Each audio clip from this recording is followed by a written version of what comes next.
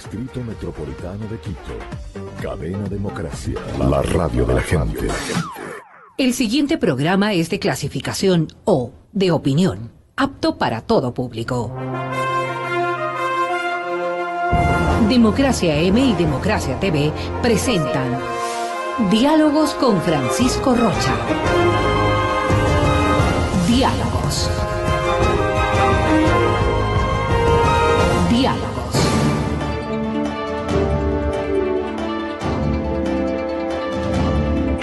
Buenas tardes, amigos, estamos encontrándonos ya nuevamente para diálogos y les habíamos informado el día de ayer que habíamos invitado al doctor Luis Muñoz, que es candidato al Parlamento Andino por el movimiento Avanza, no, partido político Avanza, listas 8, es quizá, digamos, de los pocos que logró ser partido político y no movimiento, como deberíamos aspirar que sean todos, ¿no?, partidos políticos.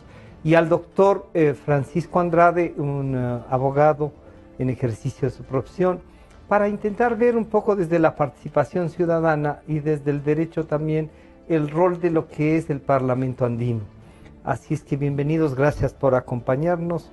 La primera cosa que diría Luis es, usted es candidato ahora, encabeza la lista del Parlamento Andino. Así es. Por las listas 8. ¿Qué le motivó a ser candidato? Yo conozco a su padre, así es que la política no le debe ser indiferente, pero coméntenos, ¿qué motiva a una persona, un profesional como usted, a integrarse a la política, a ser y constituir con Ramiro González Avanza? Bueno, buenas tardes, Francisco, buenas tardes, compañero. ¿También? Francisco también. Sí. Sí, básicamente vendríamos a recopilar 4 o 5 años atrás, en donde yo había regresado en el año 2009 de Costa Rica después de hacer unos estudios, y había regresado básicamente porque quería hacer política, ¿no?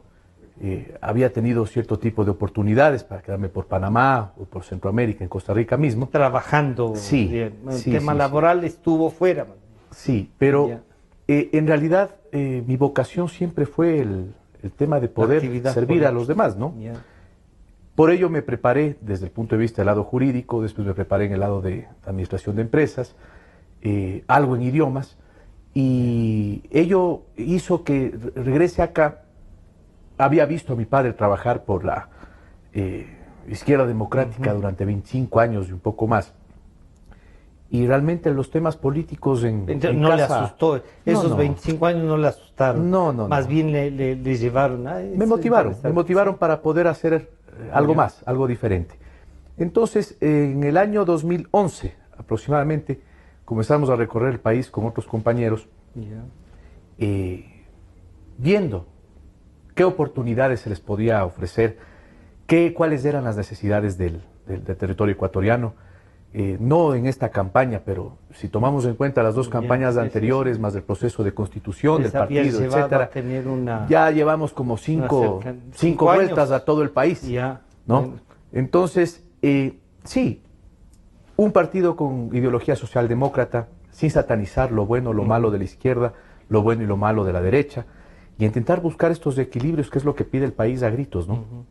Luis, esta formación y esto les llevó a que, a medida que el principal, digamos así, el líder de Avanza, Ramiro González, en el gobierno, también le acompaña a él. ¿Le acompañó en algún cargo público, sí? Sí. Yo no tuve, digamos, el placer ni el orgullo de haber lo acompañado a Ramiro en la transformación de la seguridad social de este país. Él estuvo 5 años ahí, pero sí tuve la oportunidad de acompañarlo como subsecretario en micro, pequeñas y medianas empresas en el Ministerio de Industrias. Eso ayuda también entonces a tener una visión de lo que está pasando en el país. Por supuesto. ¿Valió la pena haber hecho este paso por el gobierno? Mire, siempre, el problema es que en la academia siempre decíamos en algún momento, ¿no? Hay que ver las cosas de los 2 lados, ¿no? Y es muy fácil quejarnos de la situación del país, que estamos tal vez en un estado de estancamiento al momento de desarrollo económico, falta de empleo, etcétera, etcétera. Pero también no es menos fácil el estar también del otro lado. en que con recursos tal vez limitados, poder servir, en mi caso, las 500.000 unidades productivas del país. Ahí lo que les podrían decir, recursos limitados en estos 10 años, es precisamente lo que no ha habido, más bien ha habido recursos. Claro, yo le hablo en la por subsecretaría, no. Sí. Yo le hablo de mi experiencia personal, sí. Pero se pudo hacer algo, No. una diferencia, ¿sí? Esto es la gran ventaja de cuando ha estado la gente de Avanza en funciones públicas y cuando ha estado Ramiro. Ramiro ha sido reconocido siempre como un gestor. Ya. Yo creo que siempre existen aciertos y existen errores, ¿no? Como cualquier administración pública en cualquier país del mundo. Ya. Sin embargo, en el Ministerio de Industrias dejamos lista la política industrial para doblar el PIB en 12 años, es decir, pasar de 100, exactamente, de pasar de 100.000, exactamente, a 200.000 millones de dólares, una economía con base en la agroindustria, sobre todo, con productos con valor agregado, con ya la diversificación, no solo primarios ni exactamente. nada, Ecuador debe dar ese paso de dejar de pensar en ser exportador de banano para ser exportador de caramelos de banano, de jugos de banano, ¿no? El tema de diversificación de las diferentes industrias. O sea, que no le compremos la pasta de banano en frasquitos a Holanda, sino que las produzcamos aquí. Exactamente. Y que Holanda nos compre a nosotros. Exactamente. Mire, en el tema de microempresas, o de MIPYMES, micro, pequeñas y medianas empresas, según el Censo Económico del año 2010, son aproximadamente 500.000 unidades productivas, de las cuales, así está tejido el tejido, digámoslo, el espectro empresarial en nuestro país, ¿no es cierto? De esas 500.000 unidades productivas, aproximadamente el 99% son micro, pequeñas y medianas empresas. Y de ese 99%, el 95%... ¿Son 2, 3 trabajadores en cada una? No, ya le explico la categorización. Sí. Pero de ese 99%, el 95% son microempresas. Ya. Apenas el 4% pequeñas y medianas del 1%. Entonces, ese 100% de las MIPYMES. Exactamente. Entonces, microempresas, si tomamos en cuenta el 95%, estamos hablando sobre los 480.000, 490.000 unidades productivas que producen, que facturan menos de $100.000 al año y que tienen de 1 a 9 trabajadores, ¿no? Las pequeñas es lo que pasa ya de 100.000 a 1 millón. Y que pueden tener, y que tienen de 10 a 50 trabajadores. Y las medianas, sí, que sobrepasan del millón hasta un tope de 2 millones, ¿no es cierto? Y que tengan hasta 199 empleados. Bueno, Francisco, bienvenido. Para un abogado también así en libre ejercicio, y la propuesta que hacía para invitarles, los ciudadanos están interesados así como le acabamos de escuchar a Luis, que no solo que está interesado, sino que apuesta a ser candidato, regresa al país. ¿Están interesados en la política o no mucho?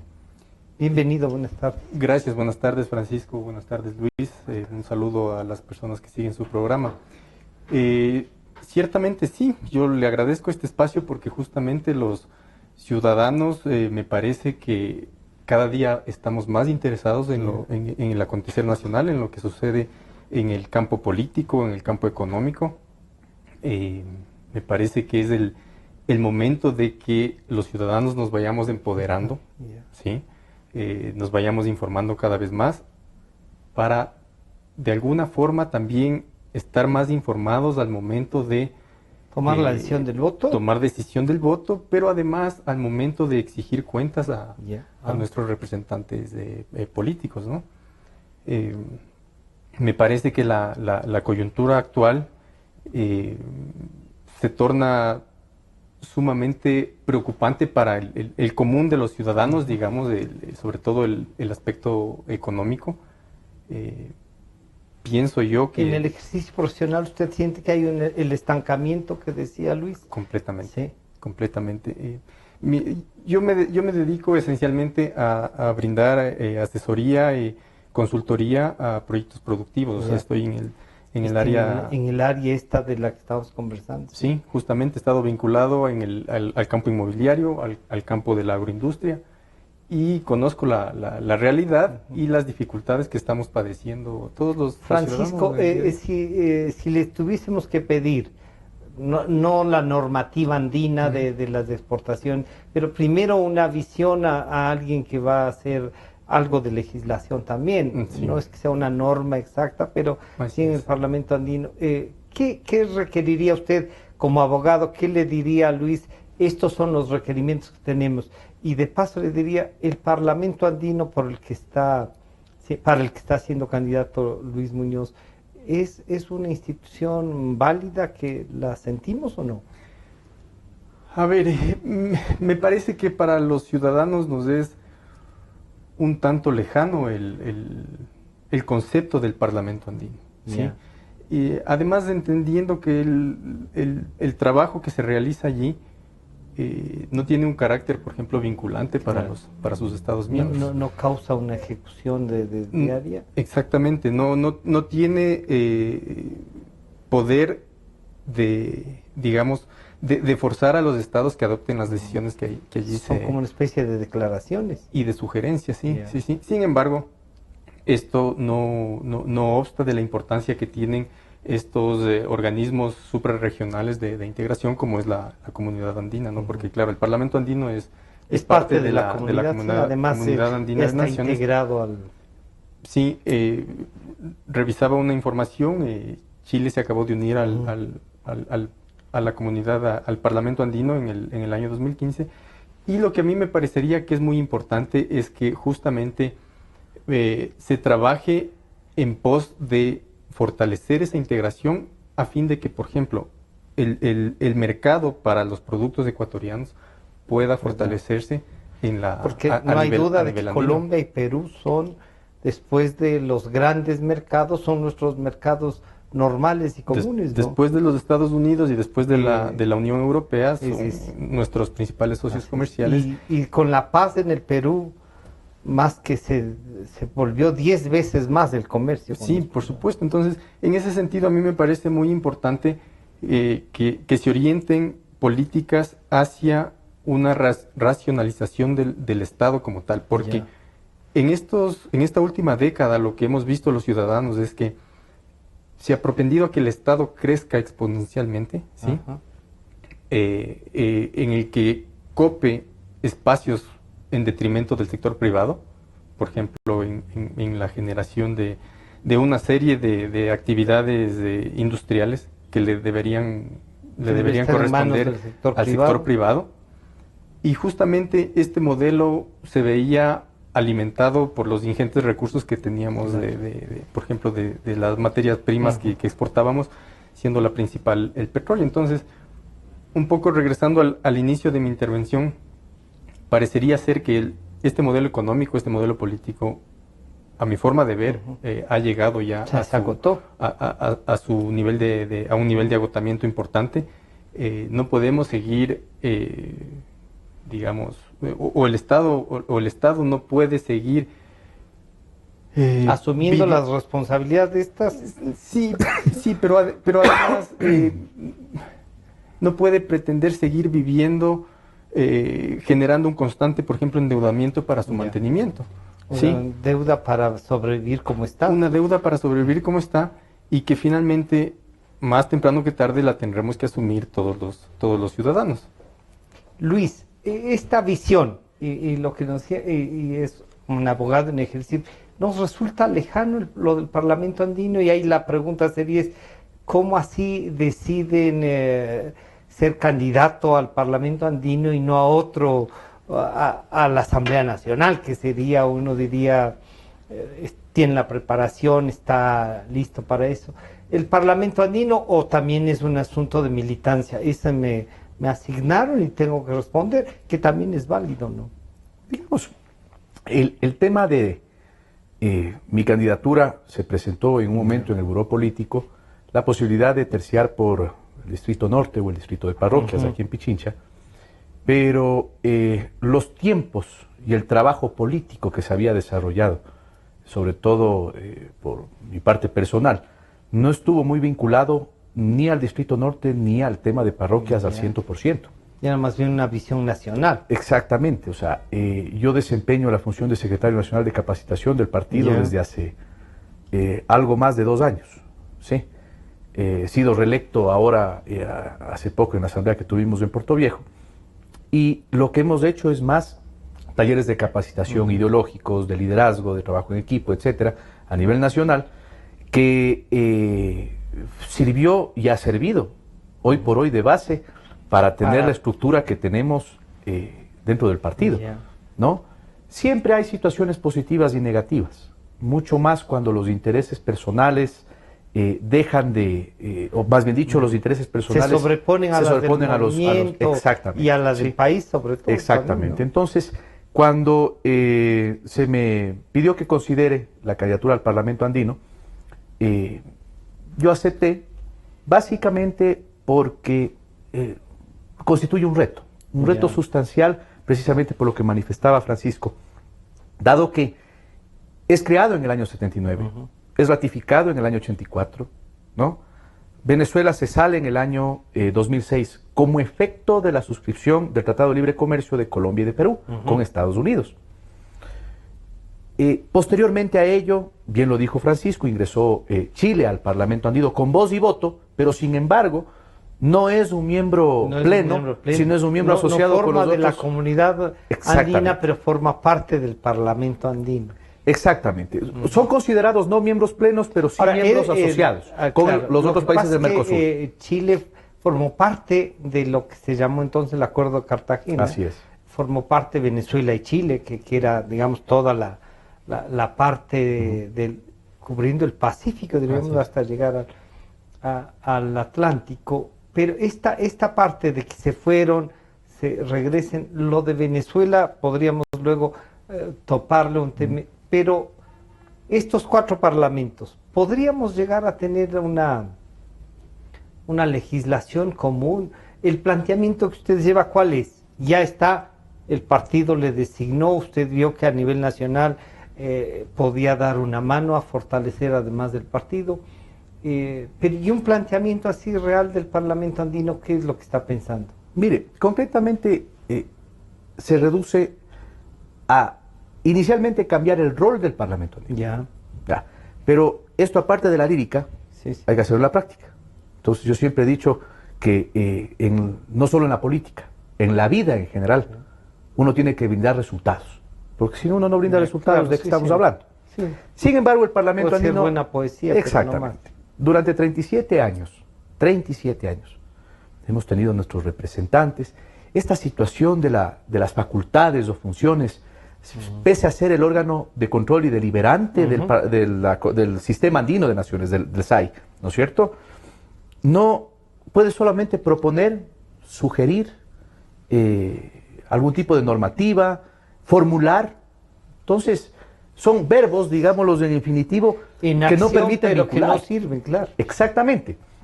Pero yo creo que el mayor problema se presenta precisamente por esta suerte de que, al ser estados soberanos e independientes, en un proceso de derecho de integración regional, ¿no es cierto?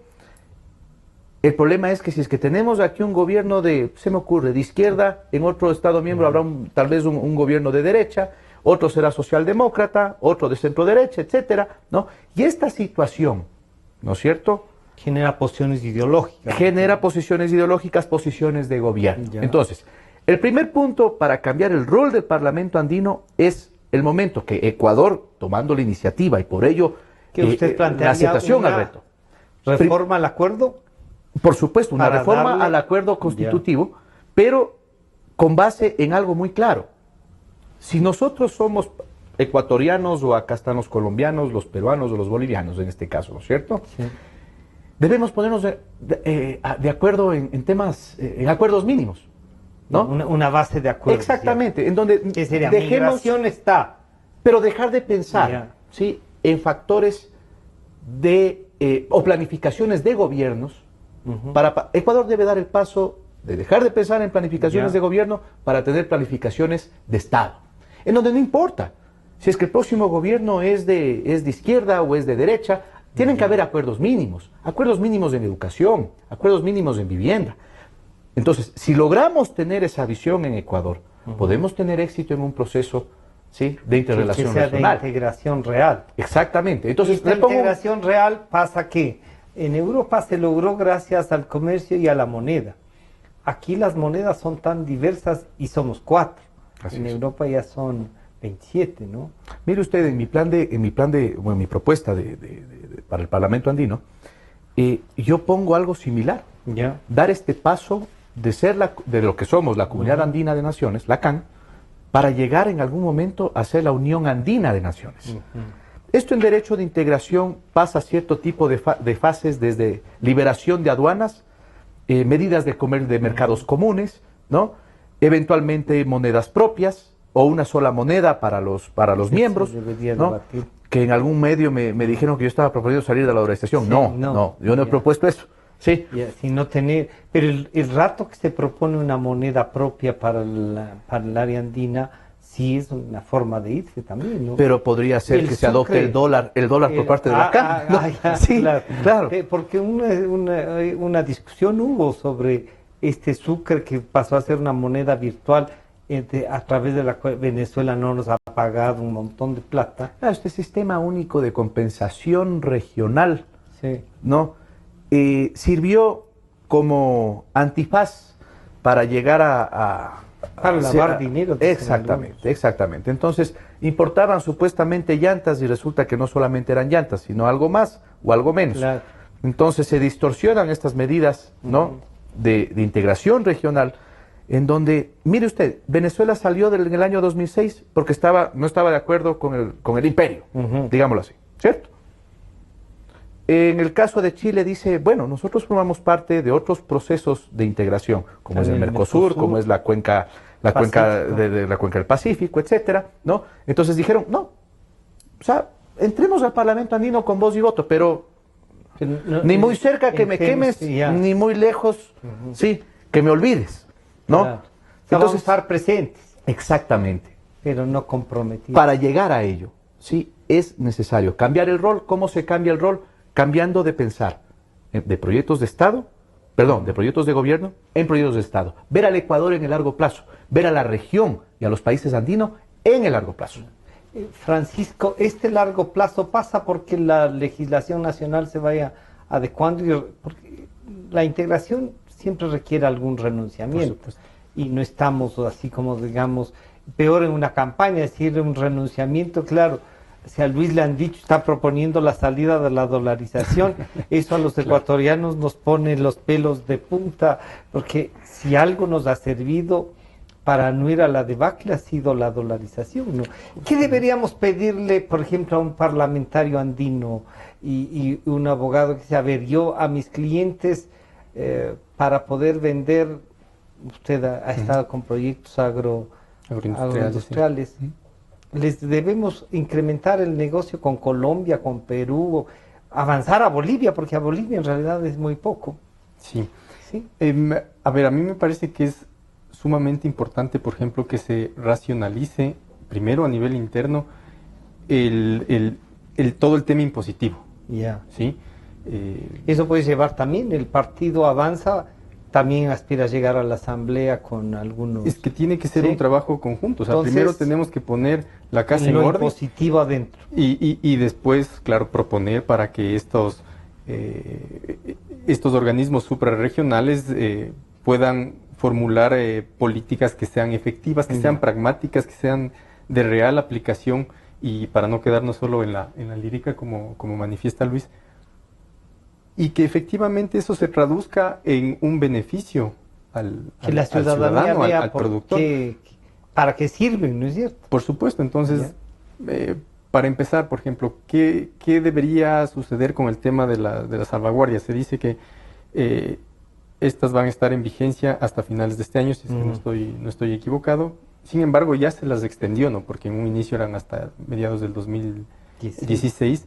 Sin embargo, se las extendió por un periodo adicional. Entonces, ¿qué va a pasar con este tipo de políticas que ciertamente no favorecen a la integración comercial de los países? En ese sentido, el tema de una moneda única, claro, me parece a mí...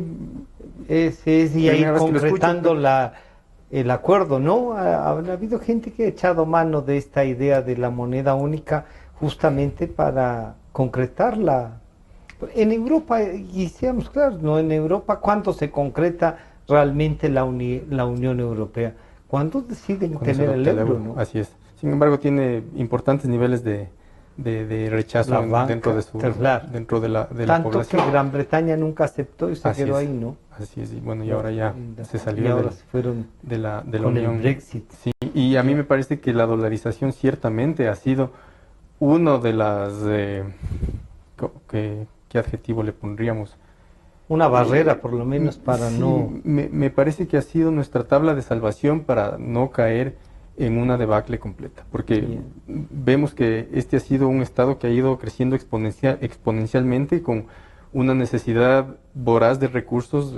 Vimos hace un par de semanas que se hizo una nueva emisión de bonos soberanos sobre el 9% de interés, de rendimiento, de $1.000 millones, y al cabo de 2 días vimos que el Banco Central compró papeles de finanzas por otros 550 millones. Y claro, y el ministro Rivera indicó que eso esencialmente servía para pagar planillas de contratistas y proveedores que estaban atrasadas. Entonces, ¿hasta dónde va a poder sostenerse un Estado tan grande, tan voluminoso? Yo creo que ese modelo se agotó, y por eso pienso que es esencial que se realice un trabajo interno partiendo desde la Asamblea para racionalizar el gasto, racionalizar el presupuesto general del Estado, porque esa es una de las funciones también de los asambleístas, el aprobar el presupuesto del Estado, y Pero el nivel de nivel de endeudamiento.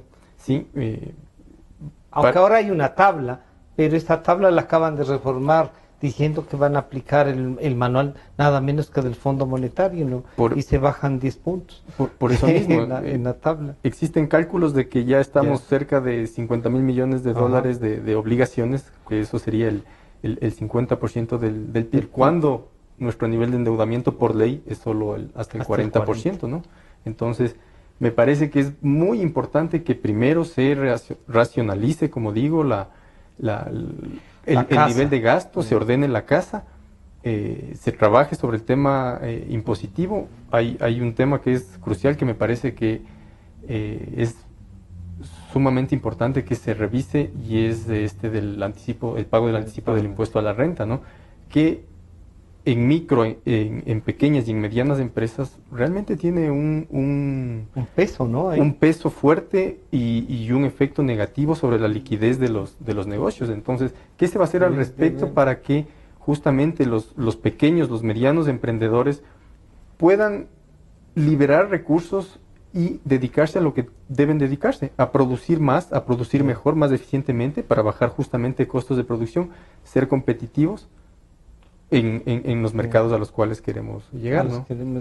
Incluso podríamos competir con monedas menos duras que el dólar, ahora que nos hablan de la apreciación. Con Colombia, si fuésemos más competitivos y si tuviésemos acceso a más tecnología, ¿será? Sí, a ver, existe evidencia. El dólar debería servirnos para traer tecnología. Existe evidencia de que ninguna nación se ha desarrollado a fuerza de devaluación de su moneda. Entonces, si bien la política monetaria es ciertamente una herramienta que se la puede aplicar puntualmente en determinadas situaciones, me parece que el trabajo esencial que se debe hacer aquí es incrementar la productividad, la eficiencia, la eficacia, a fin de bajar los costos de producción.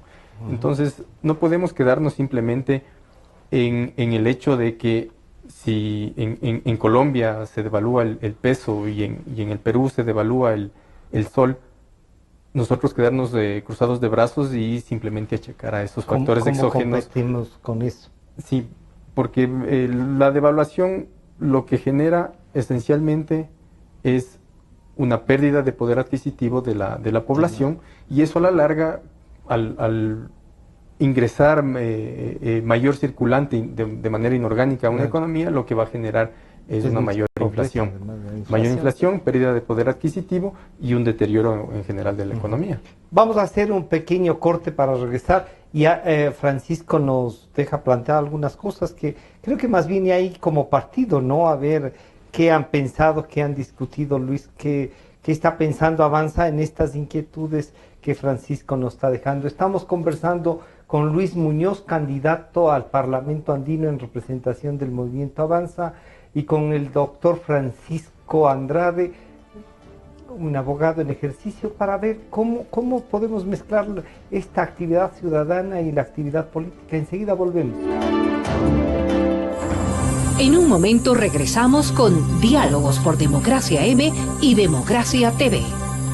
Son las 12 horas con 32 minutos. Inicio del espacio publicitario. Aquí, todos somos de la 10. Nuestras encuestas son aquí, de carne y hueso.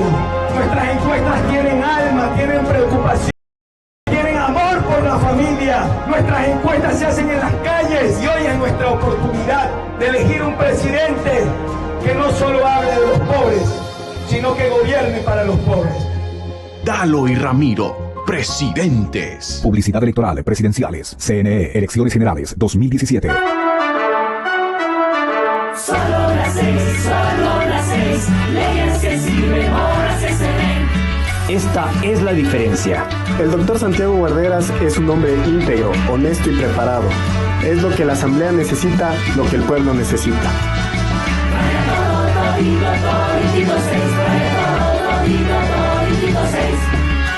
Vota Santiago Guarderas, candidato asambleísta Distrito Centro Norte.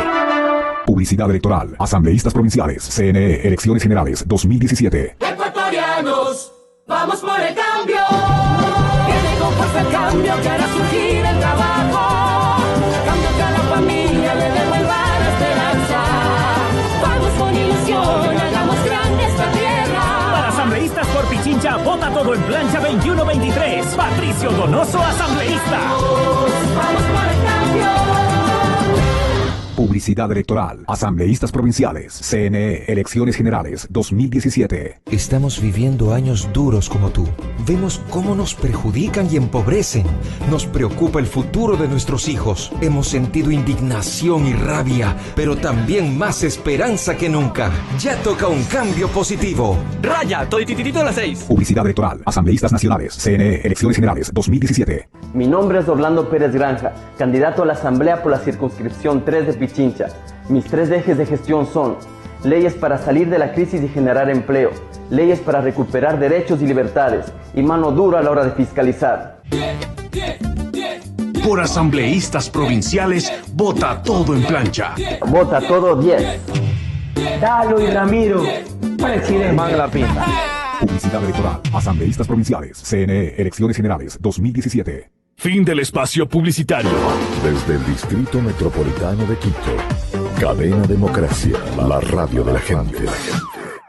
Francisco Rocha está de vuelta con Diálogos por Democracia M y Democracia TV.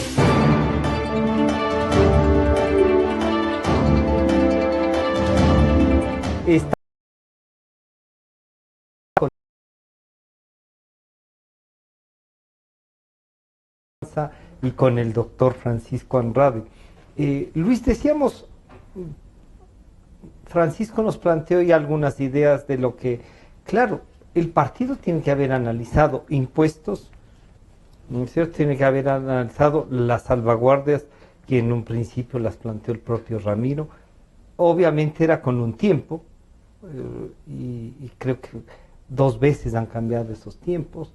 Y luego de esas salvaguardias, todo un mecanismo para intentar comerciar con nuestros vecinos, ¿no? ¿Cómo empatamos entonces esta legislación nacional que reclama Francisco para integrar a lo del Parlamento andino y que encontremos a los 37 años a lo mejor un proyecto más claro del Parlamento? Bueno, hay que partir de algo básico, ¿no?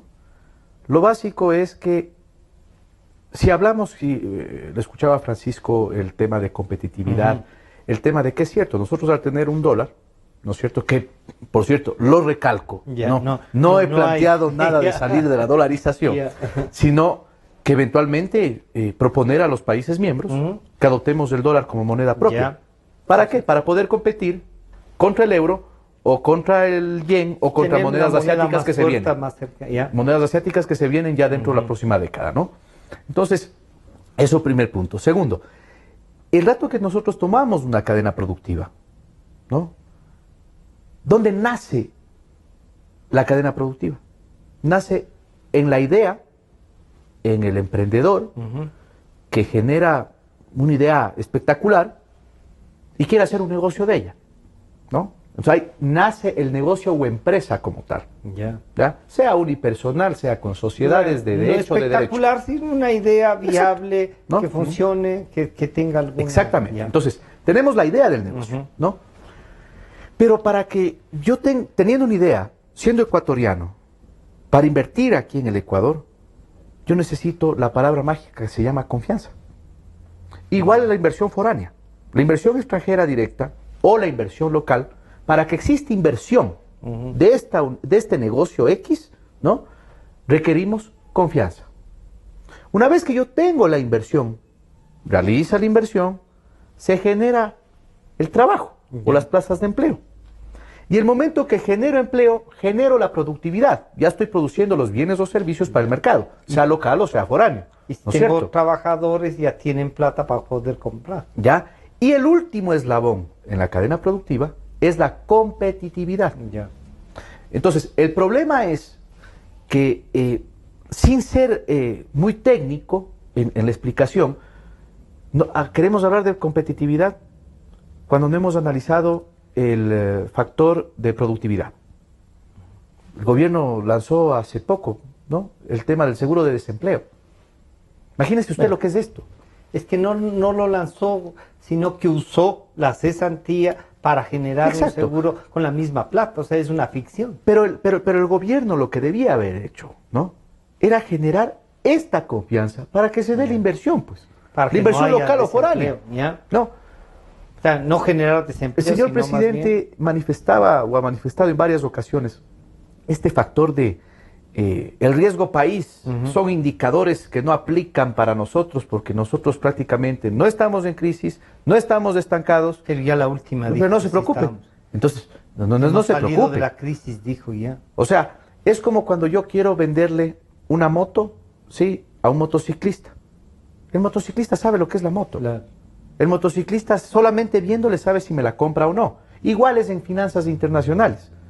Yo no puedo decir, sí, que más allá del Fondo Monetario Internacional o más allá del ente financiero o financista que sea, ¿no?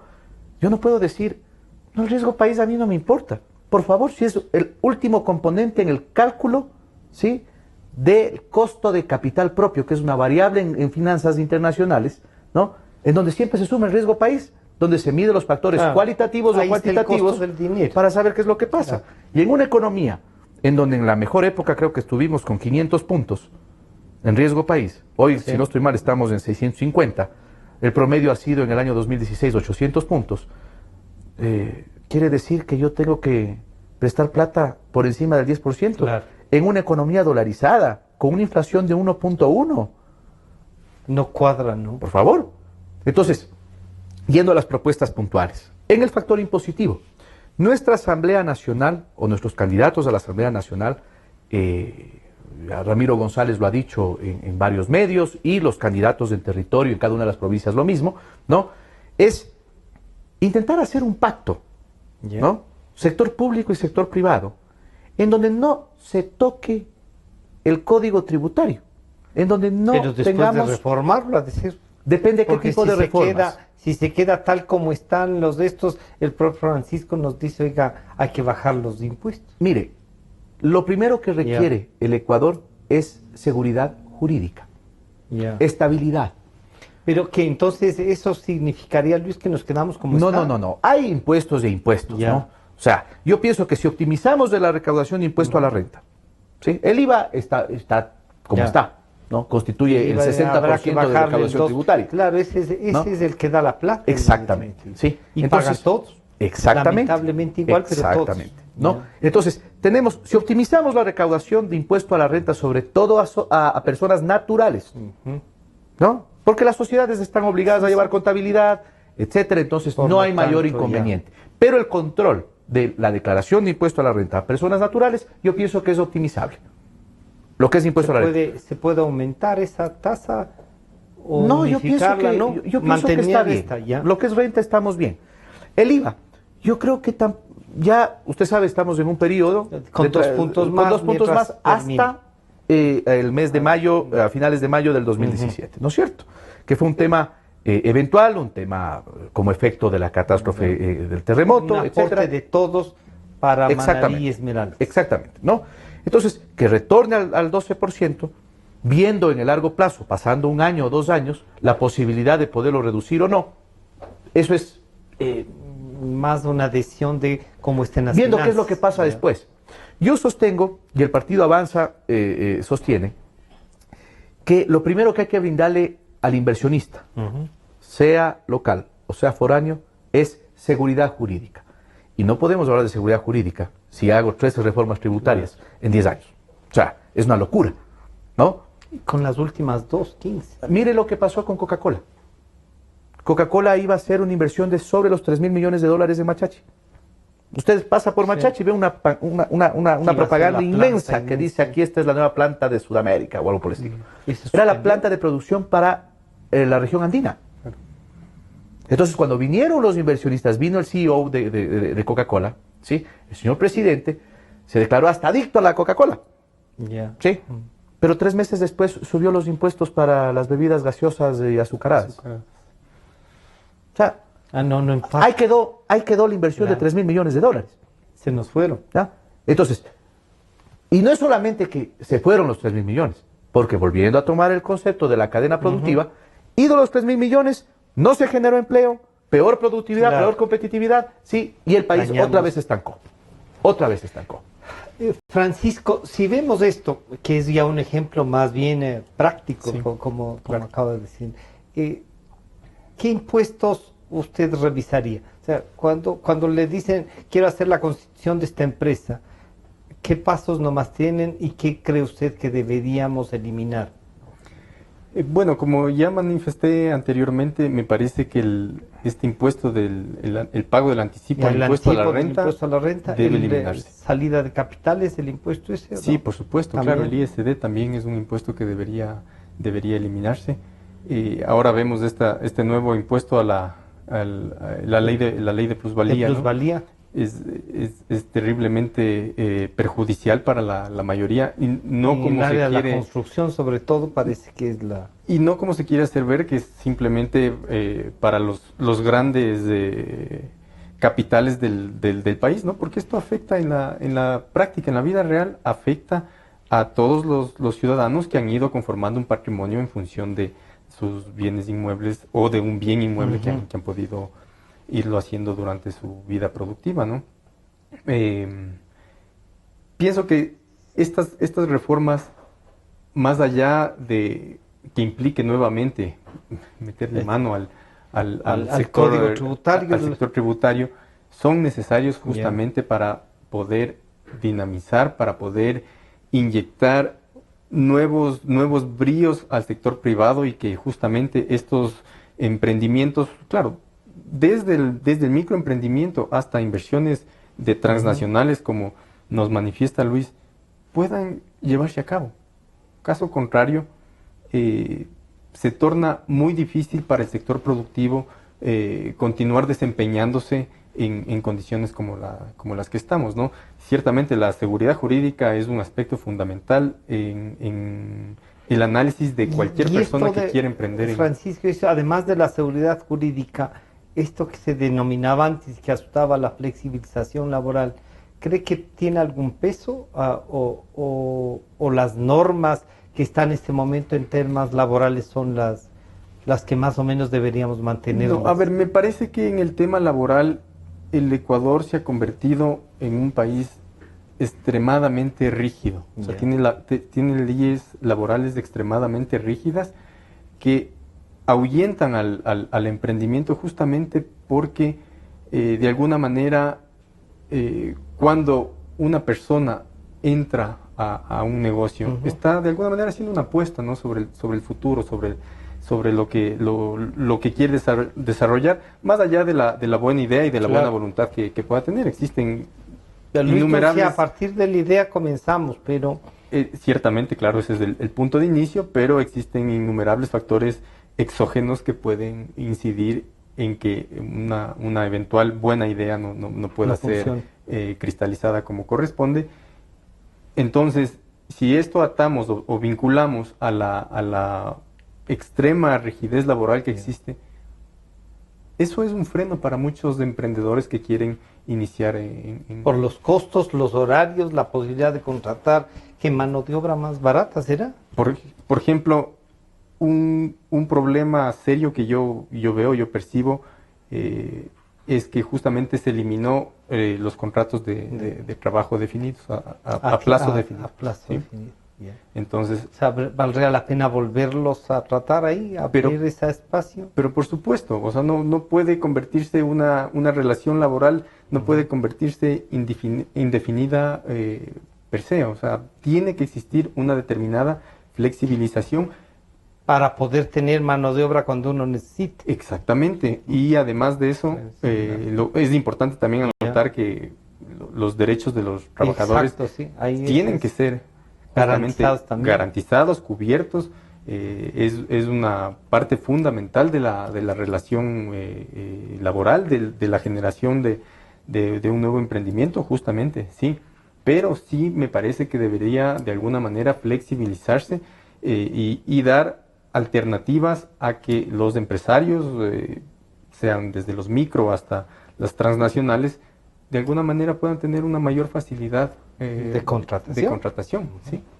Luis, en temas de lo laboral en el área andina o los 4 países que están en el acuerdo, hay algunas diferencias, pero sobre todo estas de la flexibilización. Colombia y Perú tienen unas normas laborales un poco más relajadas que Bolivia, sin ser muy idéntico al Ecuador, tiene también ya un poco de flexibilización.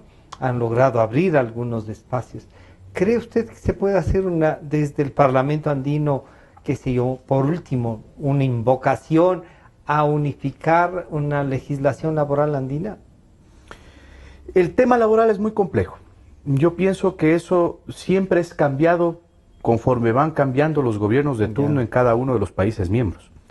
Pero yo sí creo fehacientemente en que se puede llegar a acuerdos mínimos, por ejemplo, en salud. Una base, ya. ¿Sí? Yo quiero, una de mis propuestas es que un ecuatoriano pueda hacerse atender en un sistema de salud colombiano o en un sistema de salud peruano o boliviano. Yo quiero, el otro punto es el factor educación, ¿no? Yo quiero que un bachiller ecuatoriano, ¿sí? Peor en algo desastroso que está ocurriendo aquí en el Ecuador, en donde el Estado le dice qué debe estudiar y dónde debe estudiar. Es decir, si usted es lojano y quiere ser arquitecto y le dicen que no, que su vocación no es para ser arquitecto, sino para ser abogado, y en que el único lugar donde puede estudiar, donde hay cupo, es en Tulcán. Sí, toca asumirlo. Entonces eso es algo realmente que va en contra de poder desarrollar el modelo económico, va en contra de las libertades del ser humano, va en contra del ciudadano como tal, ¿no? Que es lo que habíamos propuesto desde hace un tiempo atrás, que nuestros candidatos a la Asamblea Nacional lo están publicitando, es el tema de que se debe hacer una especie de curso propedéutico, como se hacía antes. Un curso de nivelación. Exactamente. Porque yo no le puedo decir al señor que estudia aquí en el Colegio Americano de Quito, o que se egresa o se gradúa del Colegio Americano de Quito, del Colegio Menor, que compita con alguien que viene graduado de un colegio fiscal de Pujilí, pues. ¿No? ¿Por qué? Porque los aspectos de educación ganar, le diría. Pero lógico. Porque, claro, hay una cosa que sí es pertinente. O sea, el nivel y el acceso a la formación no es igual en todo el país. Por supuesto. Por lo tanto, no se puede tener un examen homogéneo. Exactamente. Pero las capacidades y ¿qué le diría yo? Y la definición de lo que uno quiere. Hay veces que alumnos que no eran tan buenos en el colegio, en la secundaria, en la universidad, como ya optan por una especialidad, dan mejores resultados, ¿no? Y no necesita tener 19 o 20 para poder ir a la universidad. Así es, sí. Así es. Efectivamente, el tema en educación, en salud, yo veo en el corto plazo, ¿no? Corto plazo desde el punto de vista de parlamentarios andinos, hablo de un periodo, ¿no? Claro. En el largo plazo, tal vez en unos 2 o 3 periodos, dar este gran paso de la Comunidad Andina de Naciones a la Unión Andina de Naciones. Pero este momento sí se reconocen los títulos No. Se tiene que seguir un acuerdo? proceso de homologación. Ya. Yo, pese a que no forma parte de la comunidad andina, pero sí del Parlamento andino en el caso chileno, sí, si un médico ecuatoriano va a Chile o un abogado ecuatoriano va a Chile, de hecho para nosotros los abogados es el único país donde podemos llegar y decir, buenas, aquí estoy, deme mi licencia profesional, es en Chile, ¿no? Pero aparte de este tema, ¿no? Si me permite, Francisco, quisiera solamente terminar la idea del factor tributario. Decíamos que la seguridad jurídica, por lo menos por 8 años, no cambiar el código tributario que no sea para beneficiar. ¿Sí? Es decir, no generar más impuestos. Que sea para ¿A qué le podemos echar? Para ¿A qué le podemos echar un poquito de hacha? ¿No? Pago. Yo estoy totalmente de acuerdo con Francisco en el factor del anticipo de impuesto a la renta. El anticipo de impuesto a la renta representa más o menos 400 millones de dólares dentro de una recaudación global de 14.000, 13.500 millones de dólares. ¿No es cierto? Ya. Eso sí, totalmente de acuerdo. El impuesto de salida de divisas, que constituyen 1.000 millones de dólares al año, ¿no? También... ¿Es más que el anticipo? Por supuesto. ¿El impuesto de salida? Por supuesto. Si usted suma los dos, 1.000 millones del impuesto de salida de divisas, más 400 millones de impuesto de anticipo de impuesto a la renta, son 1.400 que son el 10% de la recaudación tributaria total. ¿No? Claro, ahí uno dice, hay que pensar bien. Pero en el ISD, en el impuesto de salida de divisas, sí, yo lo que me permitiría sugerir a la población es que se lo haga de manera gradual. Porque si usted quita de la noche a la mañana, conforme veo tanta demagogia de candidatos presidenciales, que dicen, no, es más, vamos a regalar hasta la luz, dicen. No. O sea, vamos paso a paso y conforme tienen que ser las cosas. Ya tenemos experiencias de regalo. Imagínese usted, libera mañana el impuesto de salida de divisas, y si se viene una corrida de depósitos, solo en el año 2015 salieron del Ecuador más de 3.000 millones de dólares. Con el anuncio de la subida del impuesto. Exactamente. Sí. Entonces, si bien es o constituye el ISD 1.000 millones de dólares, pero la cifra de recaudación tributaria, yo estimo que este año no pasarán de los 13.000 millones. ¿No? Si no pasan de los 13.000 millones, constituye menos del 10%. Entonces, eso se lo puede optimizar por otros caminos, por otro lado, ¿no? Y el resto, simplemente dar un poco de oxígeno a la población en la duplicación de tributos. ¿Por qué? Porque usted le paga al SRI, que es el gobierno central, el impuesto, se me ocurre, el impuesto verde. ¿No? Sin embargo, tiene que seguir pagando impuestos o tributos a los gobiernos seccionales. ¿No? Bueno, acaban de decir, ¿no? Que lo de mejoras acaban de aprobar, digamos. Que las mejoras también se pagará al gobierno central. Imagínense, ¿qué otra cosa tiene que echarse abajo? Es esta famosa ley de la plusvalía. ¿De cuándo acá el Estado tiene que decirme? Imagínense, mire, en riesgo financiero, ¿no? No me pueden decir que si yo tengo un dinero, voy y meto en un certificado de depósito a plazo, qué sé yo, en el banco X, ¿no es cierto? Que me va a dar un rendimiento del 5% anual, en el mejor de los casos, dependiendo del tipo de banco, de entidad financiera, me van a dar un rendimiento del 5%, ¿y el riesgo? ¿Y el riesgo de la persona que compró un inmueble? Porque dicen, no, pero es que a usted le atravesó aquí la mejora del que hizo el Estado o el gobierno seccional. ¿Y si el día de mañana me ponen un cementerio al lado?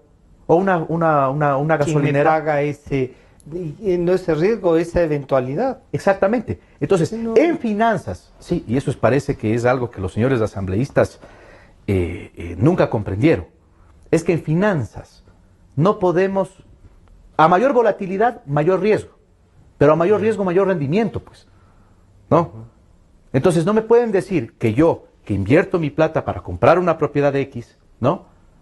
Es el mismo riesgo que si voy y deposito en el banco, pues, por favor, primer semestre de finanzas. Y si me cobran un impuesto por utilidades más allá de las que se consideran, que según el gobierno, ¿no? La rentabilidad que puede pensar el régimen que sea. Pero estas utilidades, si me generan pérdidas, también deberíamos entonces considerar cómo pagar esa pérdida. Mire Francisco, yo tengo la oportunidad de asesorar a un par de empresas centroamericanas en factores precisamente tributarios, ¿no? Y cuando ha habido oportunidades de inversiones aquí en el Ecuador, más allá del riesgo país, Sí, sí, de decir, sí. simple. Siempre hay un O sea, nicho de... Siempre hay cómo hacer negocios. Claro, sí, sí. ¿No? Negocios lícitos siempre hay cómo hacerlos, ¿no? ¿Qué es lo primero que me dicen? A ver, Luis, ¿tú quieres que vaya a invertir al Ecuador para qué? Constituimos una sociedad que tú mismo nos la constituyes, Ya. ¿no es cierto? 22% de impuesto a la renta. Ya, perfecto, no tengo problema. Pero aparte del 22, quieres que pague el 15% de utilidades. Y aparte de ello, el rato que haya que repartir dividendos, tengo que pagar un 10% adicional. ¿Sí? El negocio debe representar al menos un 120, 150% para irme a Ecuador y no irme, y me dicen, y no irme a Perú o no irme a Colombia. ¿No?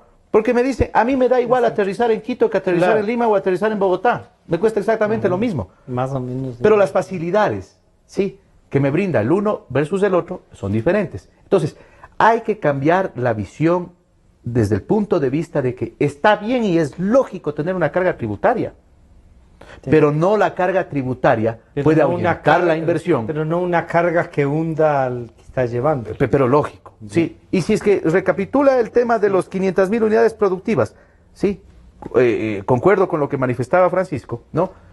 500.000 unidades productivas de las cuales tienen que hacer artes y malabares para poder sobrevivir, con barreras de entrada y barreras de salida de las unidades productivas. Claro.